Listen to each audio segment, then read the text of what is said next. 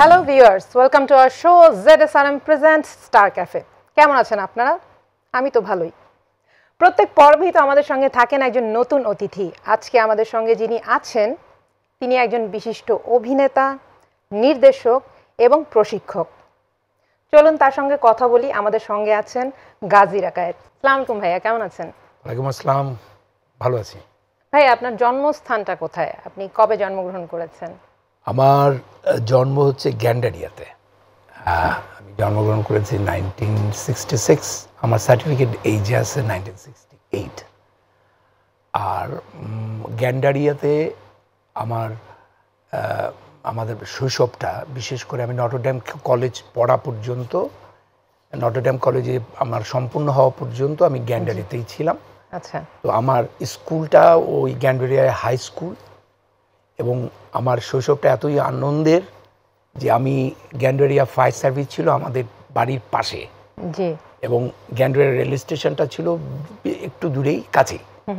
তো Gendaria rail station, Gendaria fire service, আমার school, আবার তখন এক একটা বাড়ি ছিল 1 বিঘা 2 বিঘার।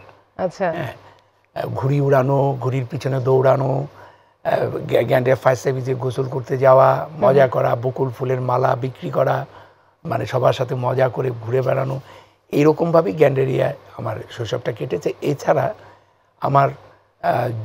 আমার সময়ের আরেকটি বড় অংশ কেটেছে আমার গ্রামে। আচ্ছা। সেটা হচ্ছে, আমার গ্রাম হচ্ছে ঢাকার দোহারের শাইনপুকুর। আজকে যে শাইনপুকুর হোল্ডিং, শাইনপুকুর যে বলে, সেই শাইনপুকুরটা কিন্তু এই গ্রাম অনুযায়ী। আচ্ছা। এই শাইনপুকুরে আমাদের 150 থেকে 200 বছরের একটি সভ্যতা আছে। হ্যাঁ, সেখানে এরকমও বলা হয় যে হয়তো একসময় এটার কোনো কাগজে কলমে শাইনপুকুরের নামটা নেই। এটা ছিল বেথুয়া, কিন্তু আমাদের এখানে আমার পূর্বপুরুষরা এটাকে সে শাইনপুকুর দিয়েছে। কেউ বলেছে শান বাঁধানো ঘাট, কেউ বলেছে শাইনিং, এরকম নানা কারণে পাওয়া যায়। কে যে দিয়েছিল বলতে পারবো না। সেই শাইনপুকুরের প্রায় 200 বছরের একটি আছে, যে ওখানে স্টিমারে যাতায়াত, পদ্মা নদী এবং পদ্মা নদীর পাড়ে।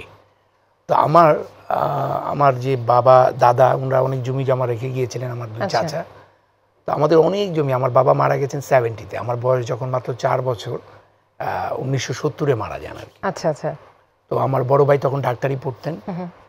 আমার মাকে, 8 ছেলে মেয়েকে, আমি 8 ভাই বোনের মধ্যে 7, মানে আমার ইমিডিয়েট ছোট আমার এক বোন আছে। আচ্ছা।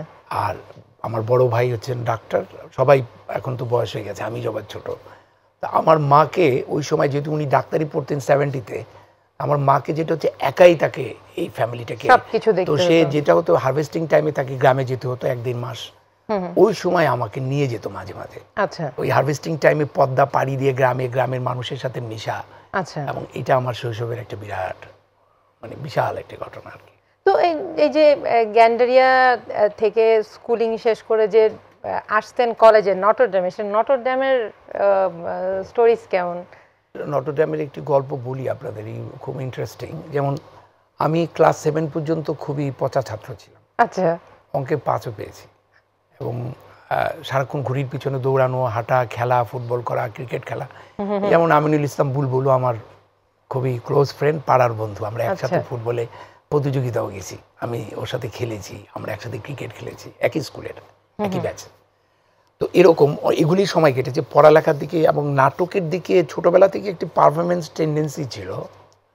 কিন্তু ক্লাস 7-এ যখন পড়ি, তখন গ্যান্ডারিয়া ফায়ার সার্ভিসে একটি নাটক করতে গিয়ে নাটক করেছিলাম, ওটাই ফার্স্ট। এরপরে ক্লাস 7-এ কি যেন হলো, আমার 8-এ আমি ফার্স্ট হয়ে গেলাম।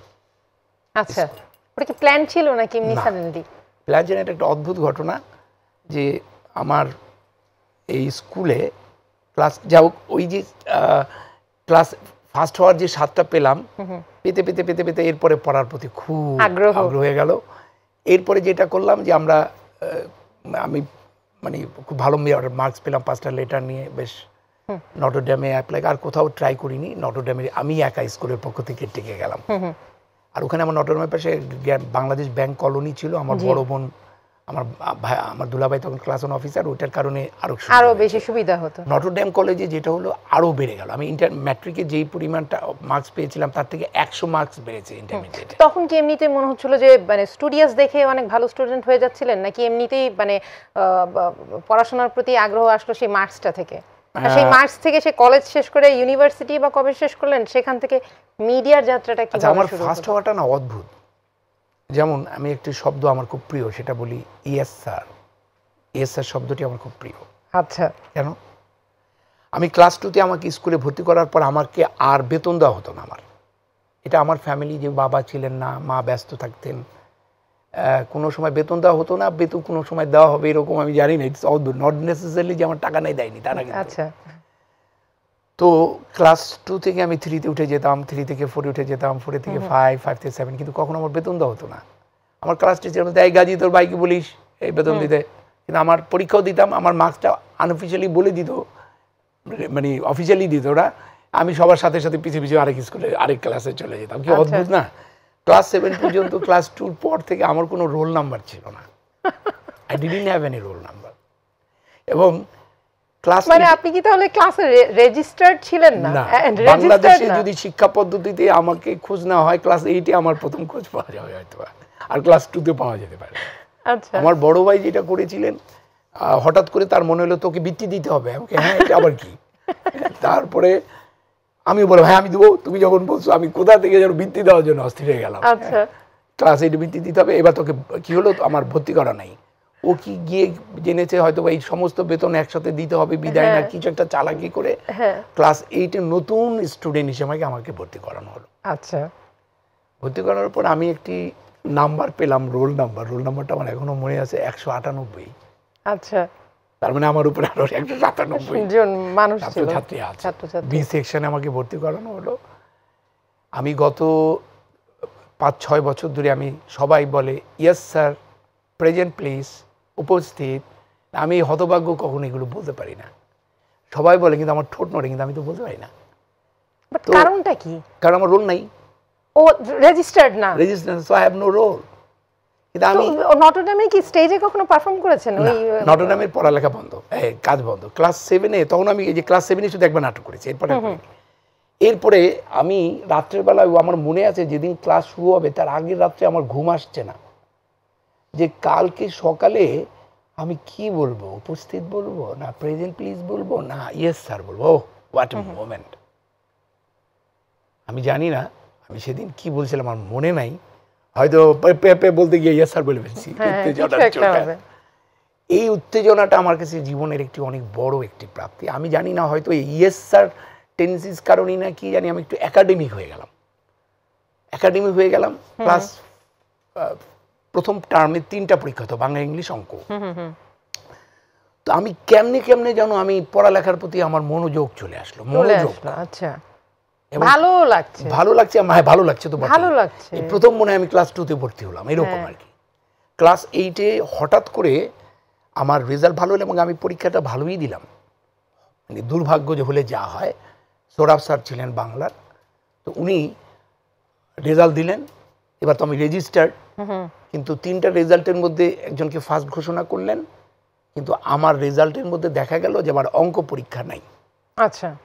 বাংলায় মার্কস আছে, ইংরেজিতে মার্কস আছে, অঙ্কের কোনো মার্কস নাই। আর যে ছেলেটা ফার্স্ট হয়েছে সে আমার বাংলা থেকে 2-3 নাম্বার বেশি পেয়েছে, ইংলিশ 2-3 নাম্বার বেশি পেয়েছে, কিন্তু ওই ছেলেটা 70 মতো মার্কস পেয়েছে অঙ্কে, তারপর first.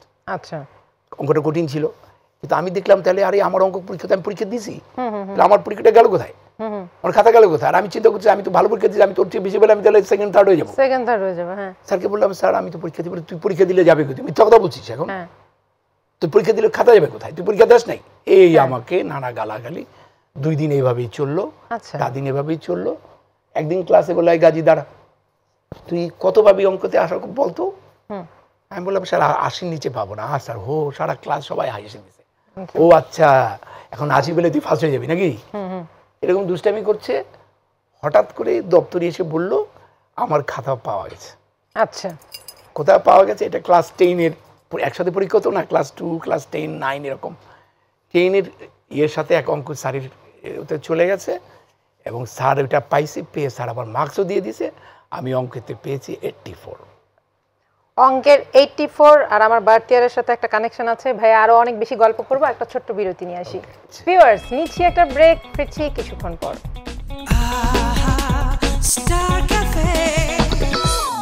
Hello viewers, welcome back after the short break.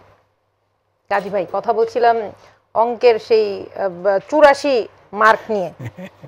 ভাই, মিডিয়াতে জার্নিটা কিভাবে শুরু আপনার? মিডিয়ার প্ল্যানিংটা কি আগেই ছিল? যাওয়ার পরে আমি নটরডেমে ঢোকার পরে আরো সিরিয়াস হয়ে গেলাম।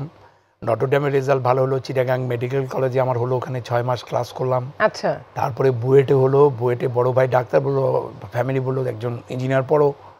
আমিও চিটাগাং মেডিকেল কলেজে ওই হোস্টেলে থেকে থেকে যাওয়া সবকিছু মিলে আর পড়া হলো না, আমি বুয়েটে ঢুকলাম। এর আগে আমার অনেক অফার আসছে, আমি বলছি আমি আর নাটক করবো, পড়ালেখায় মজা পেয়ে গেছি। আচ্ছা। পড়ালেখা করছি করছি করছি বুয়েটে আমার এখন টার্গেট আমি ফার্স্ট ক্লাস ফার্স্ট হবো, আমি টিচার হব, এরকম একটি টার্গেট। আমি বুয়েট পরীক্ষার অনেক আগে আমার একটা ম্যাথ বই পুরো শেষ করে ফেলছি, এরকম প্রিপারেশন। আচ্ছা। যাই হোক, ফার্স্ট সেমিস্টার আমার রেজাল্ট অনেক ভালো ছিল, প্রায় অনার্সের কাছাকাছি মার্কস ছিল। কিন্তু ফার্স্ট সেমিস্টারের পরে যেটা হলো, ফার্স্ট সেমিস্টারের রাতেই ঘটেছে, আমি একটু মানে কি বলবো, মৃত্যু চিন্তা টিন্তা কি সব ভাবনার মধ্যে চলে এলাম। পড়ালেখাটা আমার চলে মানে নেগেটিভ স্পিরিচুয়াল থটস আর কি। নেগেটিভ না, ইটস এ রিয়েলিস্টিক থটস, এটা এখনো আছে। ওকে। এবং এই থটসটা মানুষকে পরিবর্তন ঘটায়। যেমন রবীন্দ্রনাথ যখন ডাকঘর করেন তখনও কিন্তু উনি মৃত্যু চিন্তায় প্রায় 1 বছর ছটফট করেছেন। মানুষ যে একটা ইলিউশনে আছে, তার ভাবনার জায়গাতে একটি পরিবর্তন ঘটে। যেমন বিশ্বযুদ্ধের পর কিন্তু সিগমুন্ড ফ্রয়েড থেকে শুরু করে একটি সাংঘাতিক পরিবর্তন যেমন এখানে আসছে আমাদের মনস্তত্ত্বে, সমাজ বিজ্ঞানে, সব কিছুতে, নাটকে, সাহিত্যে। তো একটা পরিবর্তন লাগে মানুষের। তো ওই জায়গাটা একটা অদ্ভুত একটি ভাবনায়, মানে এই যে দর্শন শাস্ত্রের দিকে ঝোঁকাটা শুরু হয়েছে আমার ওখান থেকেই। আচ্ছা। জীবন কি, কেন কেন কোথায় যাচ্ছি, এসব নানা, কিন্তু সেগুলো সত্যি সত্য ভাবনা। আচ্ছা। এতে করে আমার যেটা হলো, আমার রিদমটা পড়ে গেল, আমার পড়ালেখাটার সর্বনাশ হলো, এবং আলটিমেটলি আমি খুবই একটি বিষণ্ণতায় ভুগছি। এই জীবন, আমি আইনস্টাইন হয়ে কি করব, রবীন্দ্রনাথ হয়ে কি করব? আচ্ছা। এটা তো মরে ভূত। ওকে। এখন রবীন্দ্রনাথ, আইনস্টাইন তারা মরে গেছে, কিন্তু তাদের আত্মার তো কিছু হচ্ছে না, আমরা তাদের কর্ম নিয়ে লাফাচ্ছি। তো আমাদের এই মৃত্যুর মধ্য দিয়ে যেতে হবে। মৃত্যু ইজ এ ডেঞ্জারাস থিং। এই যে আমি এখন ভালো আছি খারাপ আছি, এরকম একটা চিন্তা আমাকে পেয়ে বসলো। তো যেই কারণে পড়ালেখাটা শূন্যর কোঠায় একটি বাঁচার স্বপ্ন দেখছি, নতুন করে বাঁচার স্বপ্ন দেখছি। হঠাৎ করে একদিন, আমি তখন বুয়েটে পড়ছি, ধানমন্ডিতে থাকি, 19 নম্বরে, মধুবাগ গলির আগে। আচ্ছা। শেষ বাসাটা ধানমন্ডির। তো ওই ওখানে আমাদের ফরিদি ভাইরা থাকতেন, সুবর্ণাপা ফরিদি ভাই থাকতেন। মাঝে মাঝে বারান্দা থেকে দেখতাম তারা যেত। যাই হোক, ওরকম একটি টাইমে হঠাৎ করে একটা বিজ্ঞাপন দেখলাম, স্কুল অফ অ্যাক্টিং, অভিনয় প্রশিক্ষণে 3 মাস কোর্স, আলিয়াস ফ্রান্সিসে। আচ্ছা। আমার কাছে, যেহেতু আমি একসময় অভিনয় করেছি ছোটবেলায়, স্ট্রাইক করলো অভিনয়ের স্কুল আছে, বাহ দারুণ তো। গেলাম, যাওয়ার পরে এই পাগলামিতে ধরলো। আমি ওখানেও ফার্স্ট হলাম, আমি একটা ক্লাসও মিস করিনি, এবং একটা ক্লাসও দেরি করে যাইনি। এবং আমি মনে হয় নতুনভাবে একটি জীবনকে উপলব্ধি করা শুরু করলাম। এবং প্রথম আমাকে ব্যতিক্রমে ওনার নাটকের দলে যখন আমাকে নেওয়া হলো, মহিলা সমিতিতে যখন প্রথম আমি শো করলাম, আমার মনে হলো যে আই অ্যাম ইন হ্যাভেন, আমি এখন স্বর্গে আছি। এই শুরু হলো স্বর্গে থাকা। এখন পর্যন্ত সেটার ঘটনা হচ্ছে, আমি বলতে চাই 88। সেই 88 থেকে এখন পর্যন্ত নাটক আমার কাছে আমার শরীরের রক্তের মতোই একটি অংশ। নাটক, চলচ্চিত্র, থিয়েটার, যাই বলি আর কি। আপনি একেবারেই যখন শুরু করেছেন তখন তো একেবারেই নায়ক হিসেবে আপনার এন্ট্রি, সেই অনুভূতিটা কেমন? এটা হাসতে হচ্ছে না, এটা আপনার খুশি, এটা আপনার নায়ক শব্দ, এগুলি তো আমরা পড়াই, নায়ক, প্রোটাগনিস্ট, অ্যান্টাগনিস্ট, এই সেই হাবি জাবি কত কিছু পড়াই না, সেন্ট্রাল ক্যারেক্টার, প্রধান চরিত্র। এইগুলো নায়ক, যারা নায়ক কাকে বলে, যারা প্রেম না করলে নায়ক হওয়া যায় কিনা, কোনো চলচ্চিত্রে যদি নায়ক প্রেম না করেছে কি নায়ক, প্রেম হতে হয় মনে হয় নায়ক নায়িকা হতে গেলে, কত মিসকনসেপশন আছে আমাদের। যাই হোক, নায়ক বলে হাসলাম। আমার দুর্ভাগ্য হচ্ছে যে, দুর্ভাগ্য কেন হবে, আমরা তো যতদূর জানি যে আপনার জীবনে তারপর প্রেম এসেছে, তো সেখানে অনেক সৌভাগ্য বলতে পারি। হ্যাঁ, সেটা যে আমি ছোটবেলা থেকেই, আমার যত ছোট ছিলাম আমার চরিত্রের বয়স তত বেশি ছিল। আচ্ছা। যেমন আমার প্রথম মঞ্চ নাটকের বয়স আমার ছিল 65 বছর, আমি তখন ক্লাস 7-এ পড়ি। আমার দেখতেই মনে আমি মনে বুড়া হয়েই জন্মেছিলাম, আমার চেহারার মধ্যে মানে একটা বুড়া বুড়া ভাব। না এটা বয়স কোন, এটা বিং ম্যাচিউরড। তারপরে যেটা হলো যখন আমি ব্যতিক্রমে পরে নাগরিকে ঢুকলাম, রেগুলার করছি, তখন আমার প্রথম টেলিভিশন সিরিয়ালের সুযোগ পেলাম। ক্ষম হারুন আমার খুব প্রিয় একজন মানুষ, ক্ষম হারুন সঙ্গীত পদযাত্রা নামে একটি সিরিয়াল আমাকে ডাকলেন। আমি তখন বুয়েটে 3rd ইয়ারে পড়ি। এটা কত সালের ঘটনা? 92-93। তো আমি 92 হবে, 91-92 এরকম হবে। আচ্ছা। তো আমি আমার বয়স কত তাহলে খুবই কম, কিন্তু আমাকে একটা মুক্তিযোদ্ধার ক্যারেক্টার দিল, রমিজ পাগলা, বীর মুক্তিযোদ্ধা, তার বয়স মিনিমাম 45। আচ্ছা। তার মানে আমাকে উনি কেন নিয়েছিলেন এত বুড়া লোক থাকতে? কিন্তু ওই নাটকটি আমার টার্নিং পয়েন্ট। ওই সঙ্গীত পদযাত্রার ওই রমিজ পাগলা এতই ভালো হলো, আমার মনে আছে তখন আমি নিচে তলায় থাকতাম, উপরে থাকতেন চয়নিকা এবং অরুণ চৌধুরী। নাটকটা যখন 4th পর্ব আমার উপরে শেষ হলো, আমি দেখলাম কটকট কটকট কট করে 2টা লোক নেমে আসতেছে। আমি কি অভিনয় করেছি আমার জঘন্য লাগতেছে, এটা কিছু হইলো, কি করলাম আমি? এমনি মন খারাপ করে বসে আছি, দরজা নক, চয়ন এবং অরুণ এসে বলছে রাকায়েত ভাই অসাধারণ, কংগ্রেচুলেশন। আমি না বুঝতে পারছি না কি করছে। সো ওইটাও শুরু হয়েছে এরকম। আস্তে আস্তে আমি ইয়াং হওয়া শুরু করলাম। আমি রোমান্টিক নাটক যে সময়ের সাথে সাথে ইয়াং হতে শুরু করলাম, রোমান্টিক নাটক করি। তবে আমি অভিনয়ের ব্যাপারে বলতে পারি আমি 20 বছর থেকে 110 বছর পর্যন্ত বয়সের চরিত্র করেছি। আমার যখন 35 বছর বয়স, তখন আমি 110 বছরের একটি ক্যারেক্টার অভিনয় করেছিলাম। আমাকে কাঁধে করে নিয়ে যেত, ইয়ের মধ্যে ঝুলিয়ে রাখতো একটা ঠগির মধ্যে, এবং আমার দেখলে মনে হবে একটা হাঁসের বাচ্চা বসে আছে, বৃদ্ধ, দাঁত নাই, কিছু নাই, মুখ নেই।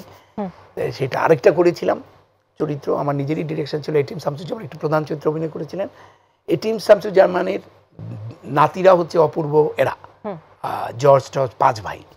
তার এটিএমের ছেলে, এটিএমের বাবা, তার বাবাও আছে। এখন বাচ্চারা বিয়ে করবে না, বাবা বলছে তোরা যদি বিয়ে না করিস তাহলে আমি বিয়ে করে ফেলব। এখন সত্যি সত্যি বাবা বিয়ে করে ফেলছে, কারণ ওরা কন্ডিশনালি ফেল করছে। এখন এই বাবার বিয়েকে ঠেকানোর জন্য ওরা বাবাকে নিয়ে আসছে, কারণ উনি খুব কড়া।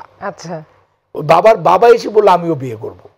এখন তার বাবাকে ঠেকানোর জন্য তখন তার বাবাকে আনতে হলো, তার প্রায় 100 বছর বয়স। সেটা কে করবে? আমি যদি ডিরেকশন দিচ্ছি আমি অভিনয় করবো না।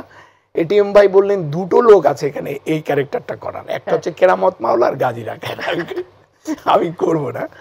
তারপরে করেছিলাম এরকম আর কি। আমার অভিনয়ের অনেক ধরনের ক্যারেক্টার। বিটিভিতে যখন আপনার নাটক একদম মানে খুব জনপ্রিয়তা পেল, তখন তো বিটিভিতে একটা নাটক করা মানে বা নিজে অ্যাচিভ করা মানে বিশাল বড় একটা ব্যাপার। সেই সময়ে এই এক নাটক থেকেই যে জনপ্রিয়তা পেলেন, সেই ফিলিংসটা কেমন আপনার মধ্যে? মানে এটা কি আমার নিজে নিজে স্টার ফিল করতে? স্টার ফিল হয়নি তখন, স্টার হয়নি আসলে। আমি এই এত বড় একটা সিরিয়াল পাবলিক রিঅ্যাকশনও তো দেখছিলেন যে মানুষ, কিন্তু সমস্যা ব্যাপার হচ্ছে যে আমাকে অনেকে চিনতো না অনেক ক্যারেক্টারের কারণে। কারণ আমি এখন পর্যন্ত একটা চরিত্র আরেকটা চরিত্র থেকে আলাদা করার চেষ্টা করি। এমন একটা গেটআপ না হচ্ছে, মানে আসল সব সময় গেটআপেই আছে, মানে আসল চেহারাটা কম। একদিন বলছিল রাকায়েত তোর অভিনয়টা আমি দেখি কেন জানিস, তোর গেটআপটা দেখি তুই কত রকম ভাবে নিস। তো যে কারণে হচ্ছে কি অনেকে আমাকে চিনতো কম। এটা ভালো একদিক থেকে ভালো, বাট এটা আপনার একটু খারাপ লাগা তো কাজ করবে যে আমি পারফর্ম করছি। যারা সম্মান করে তারা কিন্তু ঠিকই চিনে, যখন জানে এটা ও বলে ও আচ্ছা। এখন যে জিনিসটা হয়েছে, ওই সঙ্গীত পদযাত্রা ছিল একটা অন্য টাইপের ক্যারেক্টার, পপুলার হওয়ার সম্ভাবনা কম। পরবর্তীতে অডিশনে ফেলও করেছি সিরিয়াল করার পরেও। হ্যাঁ, কিন্তু আমি কিন্তু আবার পুনরায় প্রতিষ্ঠিত হয়েছি প্যাকেজ নাটক যখন শুরু হলো।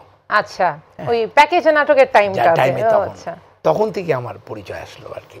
এই একজন আয়নাল লস্কর, গোড় দিয়ে আমি প্রথম পুরস্কার পেলাম। গোড় নাটকটি 98-এ প্রথম পুরস্কার আসলো আমার, মানে 94-এ 93-তে যদি শুরু করেন 5 বছর পর আমার স্বীকৃতি আসলো। আচ্ছা, এটা হচ্ছে যে আমার মনে আছে গোড়ে আমরা মানে তখন মেরিল প্রথম আলোর প্রথম পুরস্কার।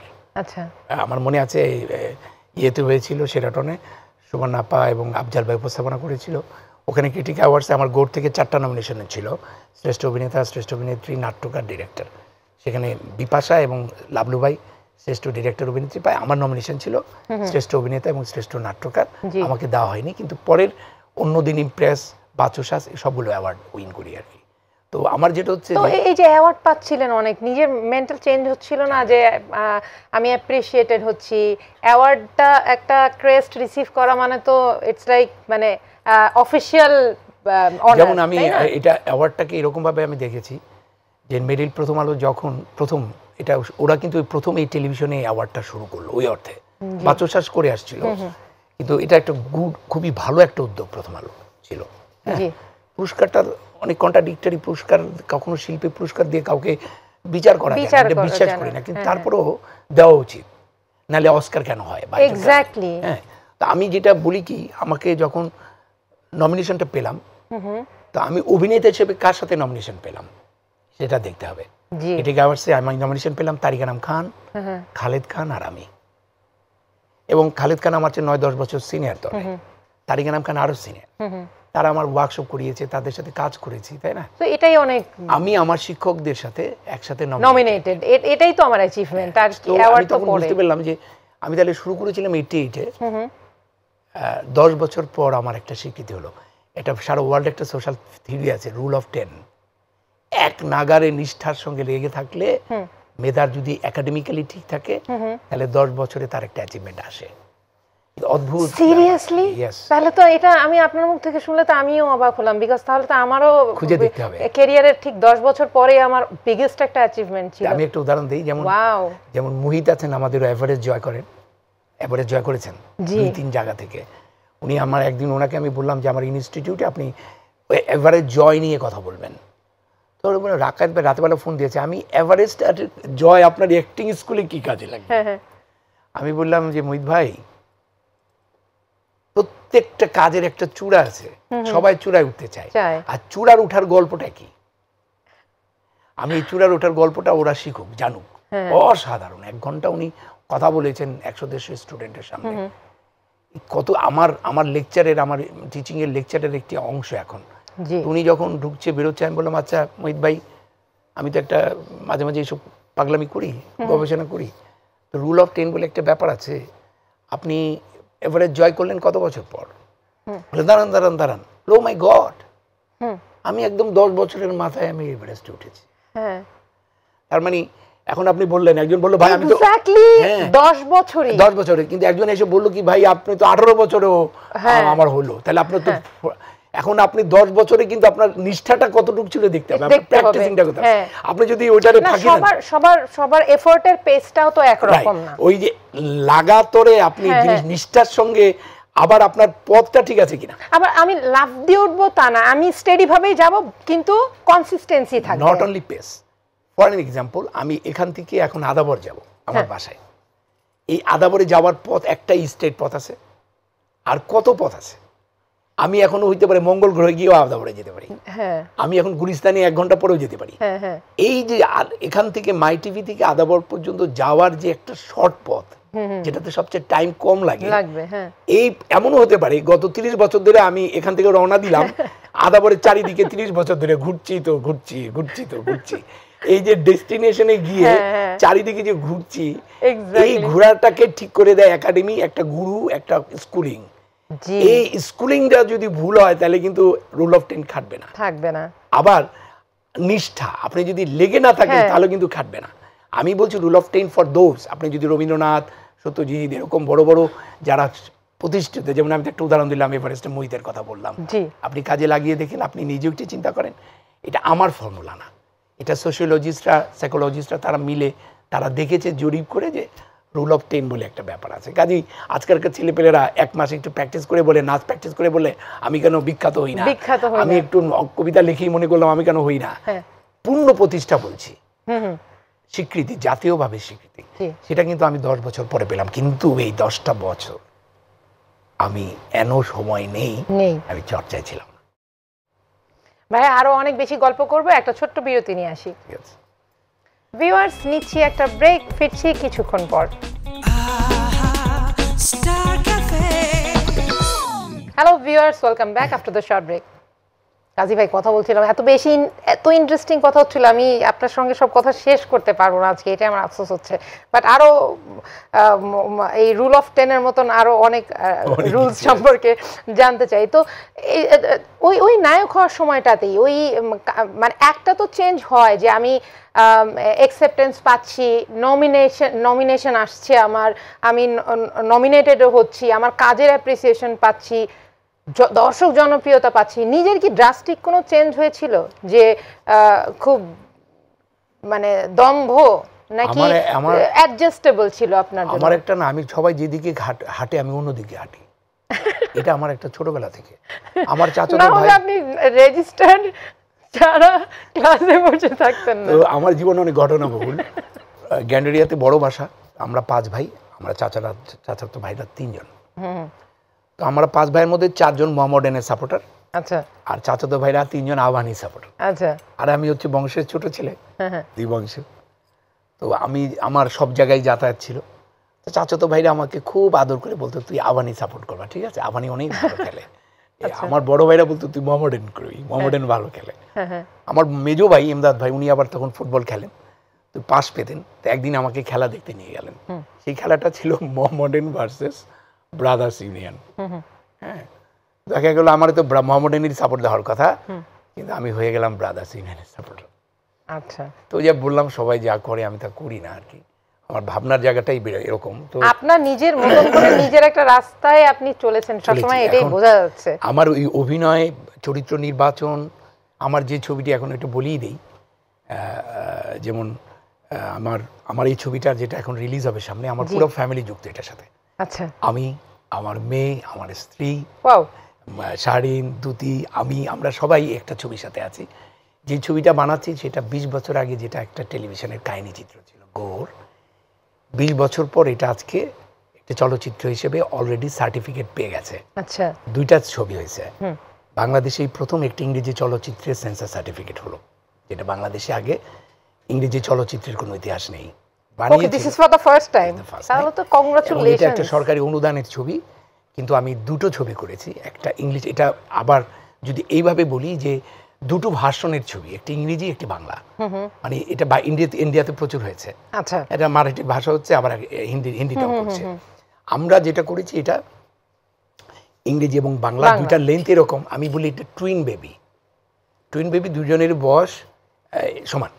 আবার একটা ইংরেজি ছবিটার আমার লেন্থ 2 ঘন্টা 11 মিনিট, আর বাংলা ছবিটার লেন্থ 2 ঘন্টা 12 মিনিট, 12 মিনিট, এরকম আর কি। সেম একটা সেম থিং, এভরিথিং, বাট গ্রামের গল্প, কিন্তু কথা বলছে একটা বলছে ব্রিটিশ উচ্চারণে, একটা বলছে আমাদের আঞ্চলিক ভাষায়। এই ছবিটি নিয়ে যে আমি বললাম যে আমার কাজের ক্ষেত্রে, যেমন আপনি ফর্মুলার কথা বলছিলেন, আমি এখানে আরেকটি সোশ্যাল ফর্মুলা দিতে খুব ইচ্ছা করছে। এই সোশ্যাল ফর্মুলাগুলো খুব ইম্পর্টেন্ট। বাংলাদেশের সংস্কৃতি ডেভেলপমেন্টের ক্ষেত্রে একটা বড় রকমের মুভমেন্ট আমরা করছি চারুনিরম থেকে, 4 মাত্রিক সাংস্কৃতিক আন্দোলন যেটা বলছি, 19 তত্ত্বকে মাথায় রেখে, হ্যাঁ, মাতৃভাষা, মুক্তিযুদ্ধ, বটমূল এবং চলচ্চিত্র, 4টা মাত্রা নিয়ে আমাদের মুভমেন্ট হচ্ছে। 64টা জেলায় আমার ইনস্টিটিউটের কমিটি আছে, একাডেমির কতভাবে। এখন একটি ফর্মুলা দেখেন, বাংলাদেশে কেন চলচ্চিত্রের দেশ হতে পারত। আমরা বলি, ওই আন্দোলনের সময় বলেছিলাম, number of story is proportional to population divided by area. The more the population, the more the story. The less the area, the more the story. অর্থাৎ যত কম এলাকা, বেশি লোক, তত বেশি গল্প, তত বেশি। আমি যদি এখন লেগুনায় উঠি, একটা ছোট্ট স্পেসের মধ্যে 12টা লোক ঠেলাঠেলি করছে, গল্প তৈরি হচ্ছে। আপনি যদি অস্ট্রেলিয়া যান, you will get kangaroo only. কথা বলছি, স্পেস অনেক বেশি। মজার ব্যাপার, এই দেশে সবচেয়ে হটেস্ট স্পেস, এখানে সবচেয়ে গল্প তৈরি হচ্ছে। আবার মজার ব্যাপার হচ্ছে এখানকার মানুষগুলো গল্প শুনতেও পছন্দ করে, পাগলের মতো গল্প খেকো।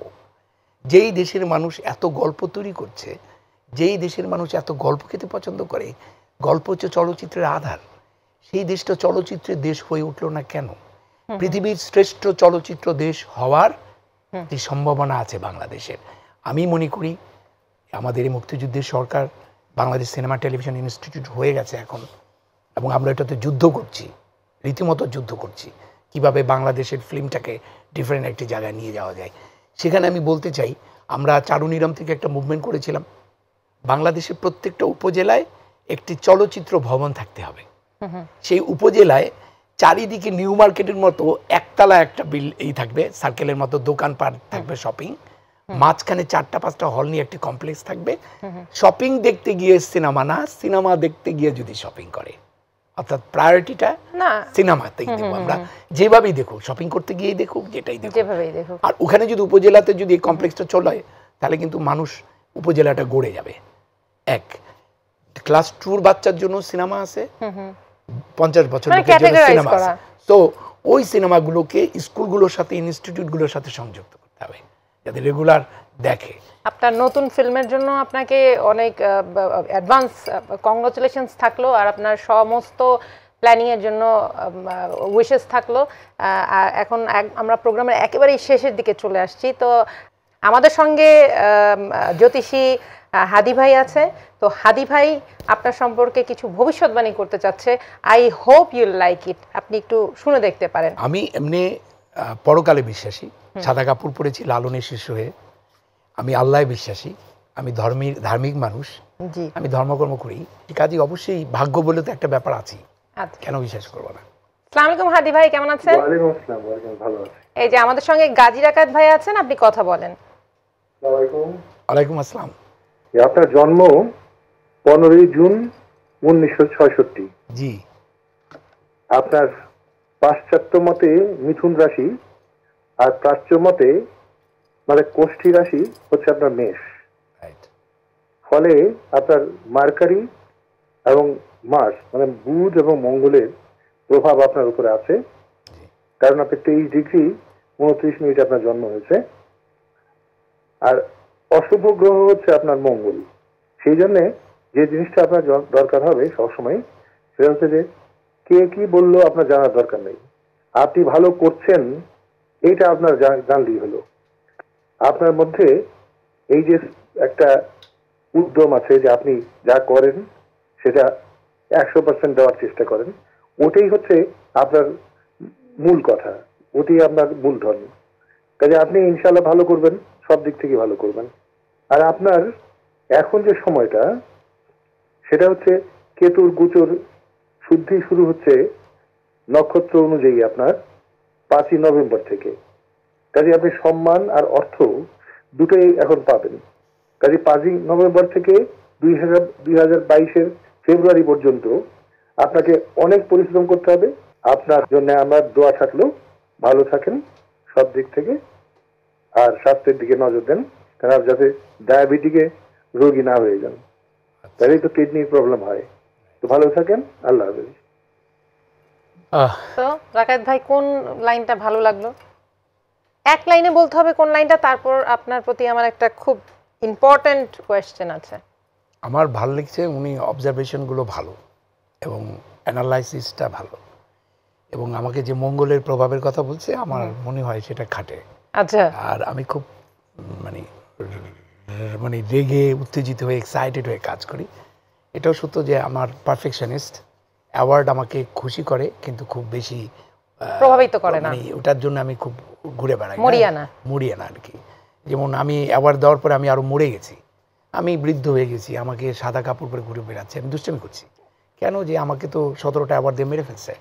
আমার আচরণের মধ্যে এমন কিছু প্রকাশ করা উচিত না যাতে কেন সবাই যেন বলে যে অ্যাওয়ার্ড পেয়ে নষ্ট হয়ে গেল। না, এটা আপনার একটা লুক, সেটা খুব ক্লিয়ারলি বোঝা যাচ্ছে। আপনি ফ্যাশনটাতে আছেন এখন, আপনি এনজয় করছেন এই লুকটা। তো ভাইয়া একটু আপনার প্রেমের জীবন নিয়ে একটু শুনি। প্রেম কিভাবে এসেছিল? কোন প্রেমটা সবচেয়ে বেশি হৃদয়ে জায়গা করে নিয়েছিল? কোন প্রেমটাকে কোনোদিন ভুলতে পারবেন না? অনেক তো ভারী ভারী কথা হলো, এবার আমাদেরকে অনেক ফ্লেক্সিবল কথা বলতে হবে।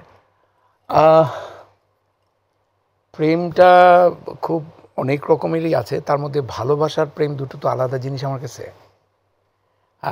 একটা ছেলে বা একটা মেয়ে যদি এসে বলে আমি আপনাকে ভালোবেসে ফেলেছি, তখন বলতে পারে তুমি আমাকে ভালোবাসার সময় পেলে কোথায়?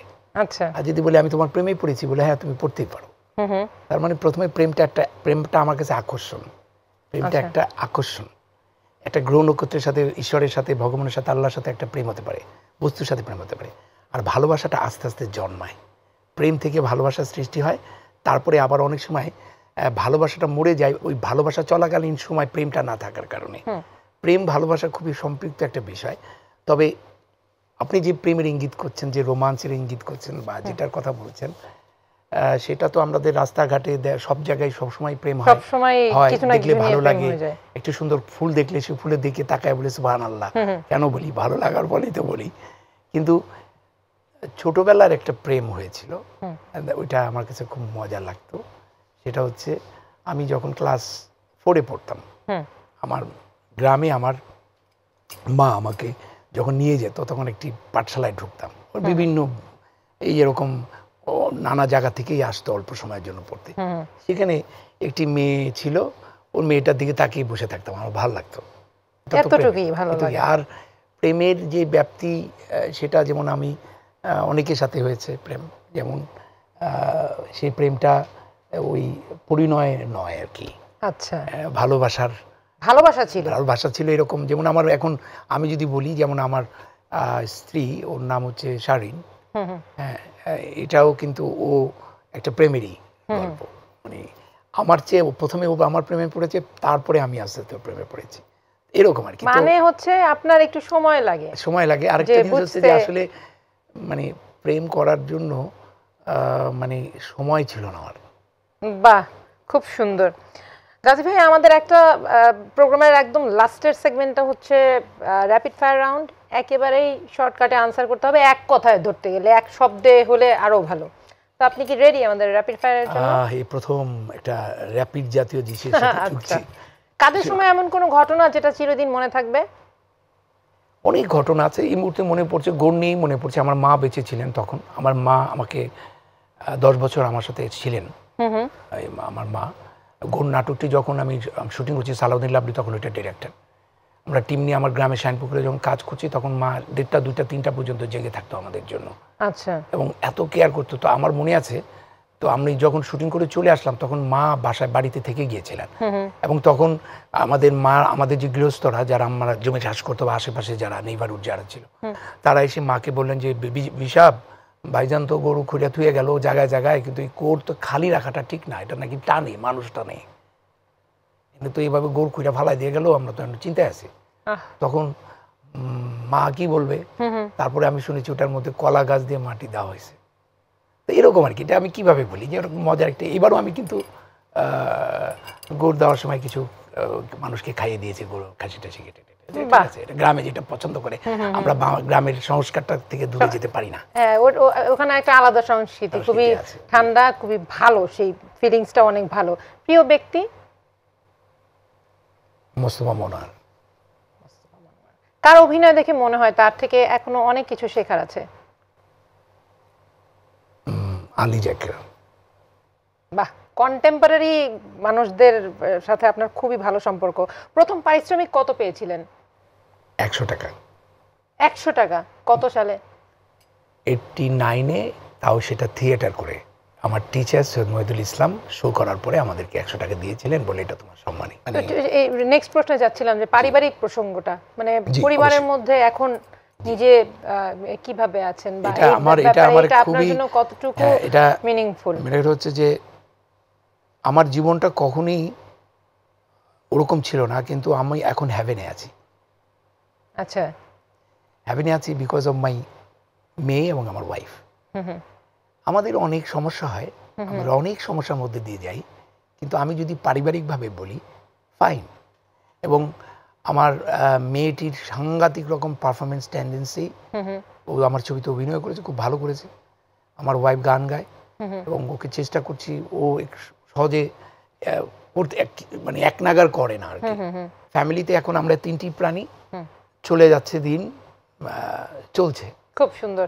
ভাইয়া, আপনি নতুনদের উদ্দেশ্য করে এবং টিভি সেটের সামনে যে দর্শকরা বসে আছে তাদের উদ্দেশ্যে যদি কিছু বলতে চান, আমরা প্রোগ্রামের একেবারে শেষ পর্যায়ে চলে এসেছি, আপনার 2টা লাইন যদি বলতে চান আপনি বলেন। আমি সেই একটি কথা সবসময় বলি যে, এবং বিশ্বাস করে, মানে মেঘ দেখে কেউ করিস নে ভয়, আড়ালে তার সূর্য হাসে।